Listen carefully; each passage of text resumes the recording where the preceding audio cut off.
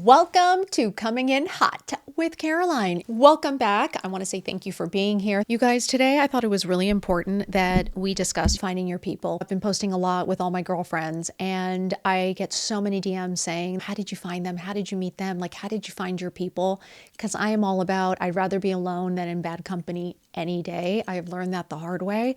And I wanted to share with you some of the things that I found really important about finding your people. We wanted to give you just a deeper understanding because I really think it's important. Women need other women. I really believe that. We need friendship. It is our greatest form of medicine. The more that women share, the more that women are transparent and open, the greater our relationships are and the greater lives we lead, because knowledge is power.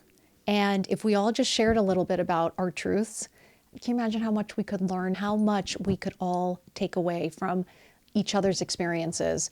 So finding your people is really important because they can make or break you. I really believe that. I think the people that surround you really say something about you. And when you have people that are not inspiring, that are not motivated, that are constantly talking shit or constantly talking poorly about themselves, or couples that are constantly fighting, it puts you in that same category. Unfortunately, I found myself when I'm around couples that kind of snicker or bicker a lot, you find yourself snickering and bickering a lot with your own partner because it just creates this tension.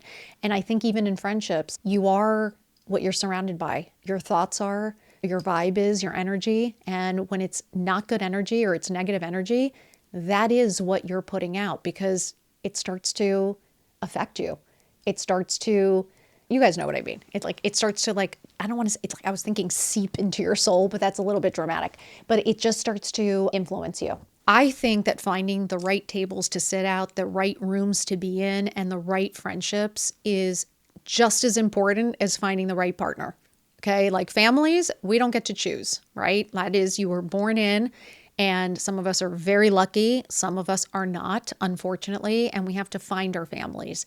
And a lot of us, especially in this time, like the villages are gone. We don't have villages anymore.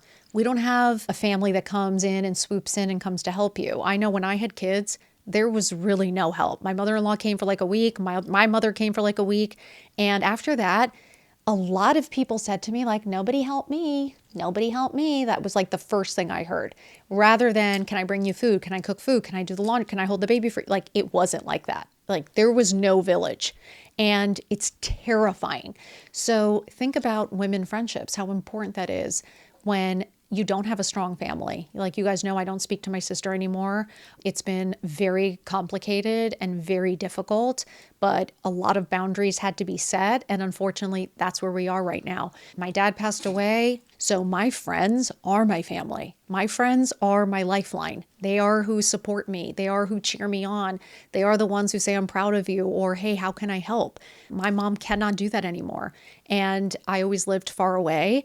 It was better for my mental health to be not in the mix of things because my family, they were a bit toxic, a bit dramatic. There was a lot of yelling, a lot of arguing, a lot of insults.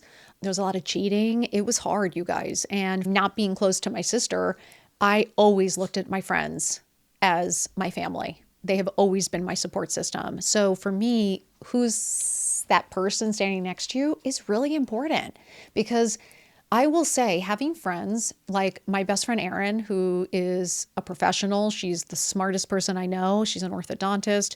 She's one of the greatest friends because she pushes me to be better. She is not jealous. She is not ever thinking I'm dimming her light or taking away her sparkle or her shine. If anything, she expects more from me. Like she looks at me and is like, what are you doing?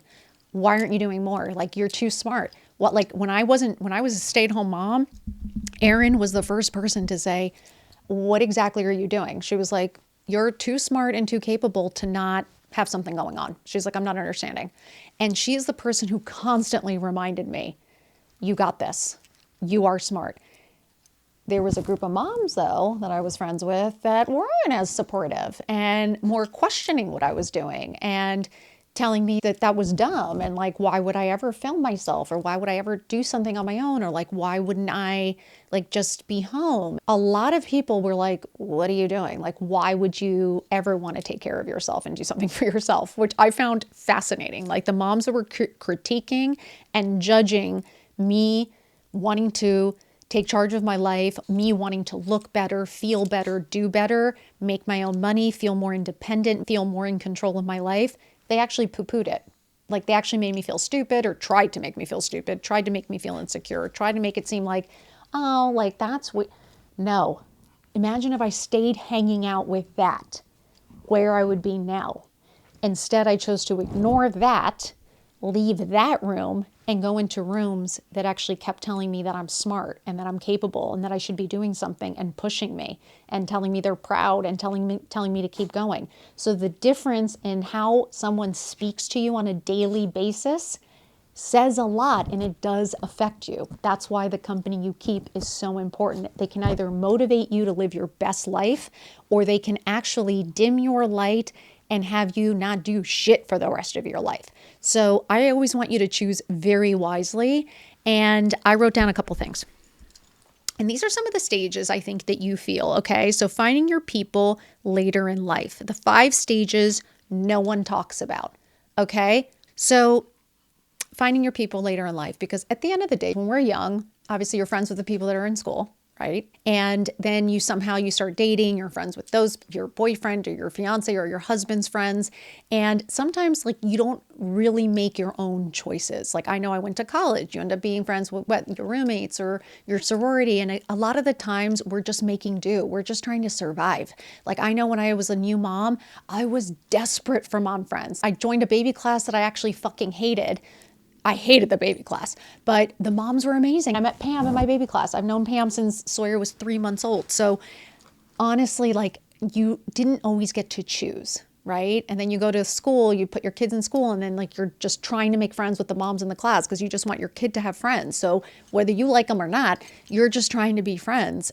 And it's not necessarily you ever choosing. And I think that's what's so cool about making friends older in life is that you get to choose.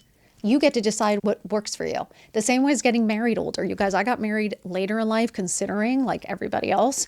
And what's great about it is that you get to decide. You actually know who you are more. You know what makes you feel good. You know what makes you happy. Like you have boundaries. You don't give fucks of what anybody else thinks. And then you start picking people. You start spending time with people that actually benefit you, that actually make you feel good, that actually make you feel like motivated and inspired and makes you feel smart and capable, rather than bored, frustrated, just talking shit about other people, just negative, not your best self. What would you rather choose? Like, that's a no-brainer to me. I want to be in the room where I feel smart, where I feel like I fucking got shit going on. I want to talk about other things than just wiping an ass or did, so-and-so poop or did he walk? All of that was fine when they were all babies, but there comes a point where I started to crave conversations. I started to crave information. I wanted to talk about other things. And I'm not saying that's every mom. I'm saying that was me. And that's a lot of the DMs I get. Is there comes a point where you are searching for different people, and that's okay. This is how I see the stages, okay? So I'm going to set the scene. We have to admit that loneliness and confusion and sharing your own experiences of having friends growing up, okay? I remember having friendships where I was a girl's girl. I was always with my girlfriends. I was a kid that always had to have a friend over. I would take a friend with me on vacation. I would take a friend with me to dinner, sleep over the whole weekend. I always had to have a friend with me. Again, our home was a little more erratic because my parents would be fighting or my dad would be like, you kind of never knew what you were going to get. So me having a friend to always have a confidant or someone to be with was amazing for me. So I really depended on girlfriends. And I think when you're young, you spend 24 hours together. You're like sisters. It's amazing. And I just think as you get older and you get married and you have kids, you have less time, right? When you're a kid, you're with your friends 24/7, but it is amazing the difference as you get older and you have kids. The husband changes the dynamics. The kids change the dynamics. And you have to be okay with that. And you have to be okay with change, with outgrowing people, with, sometimes you just have different, I know for us, we had different parenting styles. Some of my closest friends, we had to stop traveling with, or we stopped because, we just had very different parenting styles. And if we were really strict with our kids and they weren't, or like we had strict bedtimes or our kids were good sleepers, at some point you start to prioritize yourself and your own family, because you're not going to spend money to go somewhere to be miserable, or you're not going to go somewhere to just be stressed. So at some point, things start to change. I'm just giving you a warning on that. Things do change. I think we have to normalize feeling late to friendship, because I think as we get older, friendships really change. The time you have changes. What you share changes. What your kids are going through changes. I feel like I was much more of an open book. And then I think you become a little bit more private, because a lot of parents, I don't know, for whatever reason, I think you do feel some shame or some guilt that, like, if your kid isn't perfect, or if your marriage isn't perfect, or your life isn't perfect, you don't really want to say. And I feel like when the kids are small, like, all the moms tell each other everything. But then as they get older and the problems get bigger and more serious, we stop talking and we stop sharing, because nobody wants to admit that their kid is going through something, or maybe doing something that makes you feel like maybe you're a bad mom. So people stop sharing and it gets more complicated. Finding your people later in life happens in stages. Okay. And I'm going to walk you through each one. Stage 1, when familiar rooms start feeling tight. Sometimes loneliness is just the echo of a room you no longer fit in. You guys, listen to that again. Sometimes loneliness is just the echo of a room you no longer fit in. I want to remind you, like, as you are growing, because a lot of women start to feel like your friendships change. People change, guys. We evolve. We grow. Our work environments change us. Our family problems change us. Our parents start to change us as they become older and different problems arise. Who we marry changes us. Their families change. Their friends change us. Once we have children, they change us, because you have no idea what's coming and what each person is dealing with behind closed doors. So to expect everything to stay the same, it just doesn't. It just evolves. And I've had friendships since I've been in high school. I've been in college. And no, we speak a couple of times, like a handful of times a year. But when I speak to them, it feels like no time has passed. They feel like family. But the friendships that I have now and the people that I have met now that are like in my everyday life, that have a very similar life to me, that we're going through a lot of the more similar things, like we talk all the time. And I'm on the phone with certain friends of mine every single day or a couple times a week, and we're getting together and we're doing things. Friendships evolve and they change. And it's not about losing people. It's just that you're growing and you're changing. And that's a healthy thing. And I am telling you, when you change, just like a caterpillar, right? The butterfly, like, it has to shed. Like, you've got to shed people, things, places to be able to evolve and grow. And it's normal and it's good for you. So that's just a gentle reminder. Stage 2, the lonely gap. The awkward in-between season. Having acquaintances, but no people. Resisting the urge to shrink or settle just to belong. Okay, this one's really important. I know how lonely it can feel. That's why I say I'd rather be alone than in bad company, because I have felt more alone in rooms where I didn't feel seen, loved, heard, and respected than I ever have being alone. Like, I know I respect myself. Like, I know I like myself. Like, I don't make myself insecure. It's the rooms that you don't fit in that does that to you. So sometimes when you're trying to force yourself in certain friendships at certain tables, the reason you're forcing it is because they're not really meant for you. And that's okay. Not everybody is meant for you. I've had friendships where, like, groups of people go out, or, you're not included or you're not invited. And it's amazing how at first, yes, does it affect you? Of course. Does it hurt your feelings? Yes. But it's amazing as you mature and grow and evolve, you realize you're not meant to be in every room. You're not meant to be at every dinner. You're not meant to be in everyone's every second thought. Like, you are meant to live your life. And to have this expectation of other people coming to save you or coming to do something for you or coming to make it doesn't work like that. You have to get comfortable being alone. Your greatest flex is actually liking your own company. It's actually looking in the mirror and liking what you see in the life you're living. That is your greatest flex. And the right people will come into play when the time is right. I think you have to get comfortable being uncomfortable, because if you're always scared and you're always fearful of your own shadow or your own reflection, you will keep making yourself small to fit into the wrong rooms, the wrong box, the wrong table, right? You being authentically yourself takes balls, takes courage, right? And you've got to take the chance, because it's not really living if you're not the one really having fun and really feeling good and really feeling seen. You know what I mean? So it is so important. That loneliness is a time for you to focus on you. It is a time for you to like figure out who you are, what you like start that workout that you never did, start that book, take that class, take the photography, like start meditating, I don't know, do whatever it is that you stop doing because you were too busy focused on everyone else. This is your time to focus on you so that you actually figure out who the fuck you really are, and then you pick the people that actually suit you and make you feel good. That is the end goal. That is what friendship is supposed to be. It's supposed to make you level up. It's supposed to make you feel good about yourself. You're supposed to be seen, loved, heard, and respected. Okay? It's a two-way street. It's supposed to feel good. Loneliness and figuring out, and again, learn how to be alone. Learn to love your own company. Okay. The loneliest part isn't having no one. It's having people who don't feel like home. You will always feel insecure. You'll always feel uncomfortable in rooms that you don't feel good in. That's never going to make you feel good. When you actually really feel good somewhere, you will know.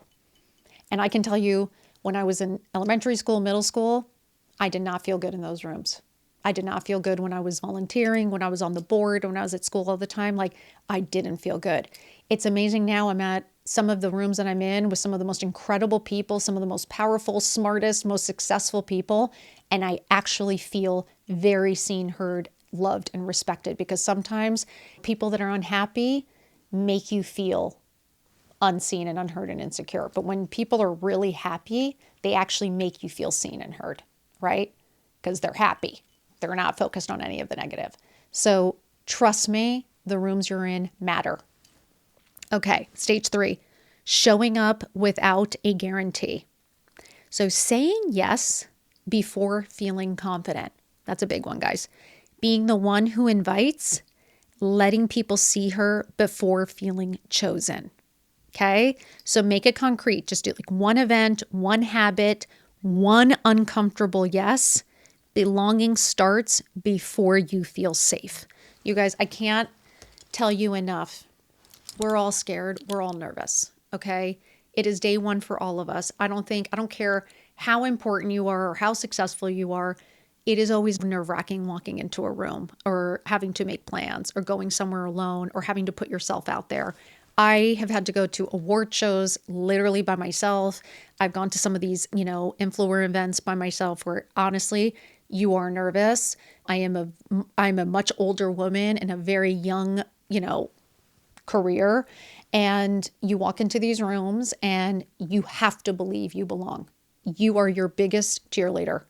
You are the only person who knows exactly who you are, who knows exactly what you deserve, and knows exactly what you're willing to do and give for it. So for me, I walk in confidently, knowing that if nothing else, I'll sit on my phone and have a cocktail and be perfectly fine. I could go to a restaurant, and if someone doesn't show, I'm going to order my meal. I'm going to have a great glass of wine. I'll check out my phone. I'll read something on my phone. Maybe I'll even chat with the person next to me, and I will move on. What I have realized now, it's about you betting on you. You are your biggest cheerleader. You are your superhero. You are your knight in shining armor. You are the only person coming to save you. So you got to get real comfortable with you, because no one's knocking on your door. No one's handing you your best life. You're going to have to make the effort. You're going to have to get up, stand on your own 2 fucking feet, get dressed, and walk out that door and make an effort. If you are not willing to put yourself out there, you cannot expect all of the return. Nothing's free. You have to put yourself out there. And I have to tell you, usually fear is just excitement. You guys, honestly, I think sometimes we convince ourselves that fear, is just like, oh, it's scary. And it's like, but no, it's just an excitement of like, because you don't know what's going to happen. And I think what's great is you don't know what's going to, yes, could you get stood up? Could someone say no? Could someone not be nice to you and you feel like, yes, could you? But like, what if it goes great? What if you meet your best friend? What if you meet, some guy you're going to be dead in love with? Like, what if you get the job? Like, what if you made some great new friends? Like, what if you made the brand and then you get a great deal? You never fucking know. So as much as things can go wrong, you have to remind yourself that just as many things could go right.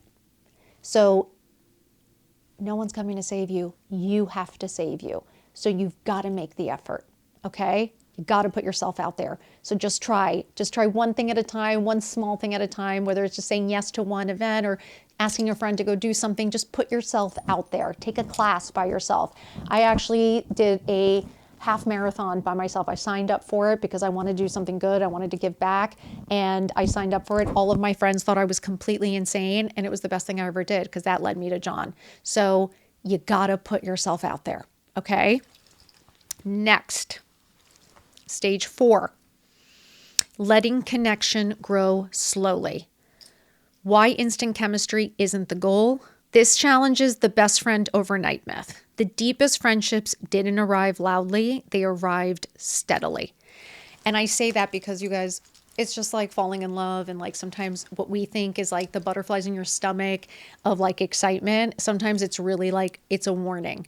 And I am telling you that the best friendships and the best relationships have been the ones that I feel the calmest, that I feel the safest, that I don't have to go out of my way. I don't have to put on a show. I don't have to pretend to be somebody I'm not. I have a voice. I don't have anxiety. I'm not concerned if they're mad at me or not, or if they're going to be mad at me or not. Like, it isn't, we don't play those mind games. It's important, okay? It is really, really important to let a friendship be, to get to know somebody. Nothing is overnight. If anyone, love bombing happens in all situations. You can get love bombed by the guy. You can get love bombed by your friend. You can get love bombed by, family. And it's like that. None of that is real. Nobody is dead in love in one day. Nobody is obsessed with you in one day. That is complete and utter bullshit. Okay.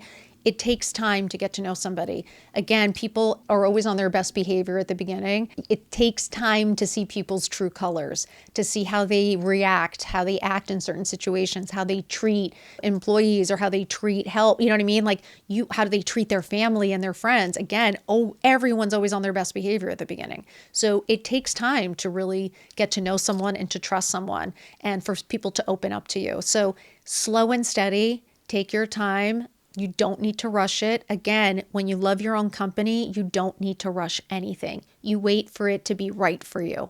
Okay? Next, stage 5, realizing your people change with you. Different people for different seasons, letting go without resentment, trusting new rooms. Your people don't all arrive at once. They arrive as you become.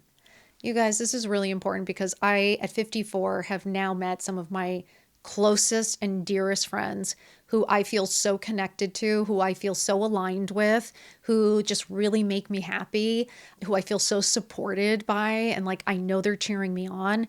I can't tell you how good it feels. And it happened at 54. I have one friend from high school, and I have 2 or 3 friends from college, and maybe 1 or 2 friends from like my 20s and 30s. My handful of amazing women that I hang out with now, all I met after my 50, like at 48, 49, 50, 51. That's when I've met some of my lifelong friends. Like, I know we are going to be friends for life. We've all come to this time in our lives and this season in our lives, and we're just really connected. We see each other for what we are. We are happy for each other. There is no jealousy. Everyone is doing well. Everyone has their own things. There's no competition. If anything, everyone is constantly asking you how to help and what can I do? How can I support? It is just such a beautiful season. I feel so grateful to be in this season of life. Trust me, I had my best friend in high school cheat on me with my boyfriend. I've had friends screw me over. I have definitely been used by friends. I can honestly say I have been a really good friend to people, and I'm very proud of that. I have never used anyone. I've never betrayed anyone. I have never done you dirty. I have definitely been done dirty. People have definitely tried to take advantage or use you or whatever.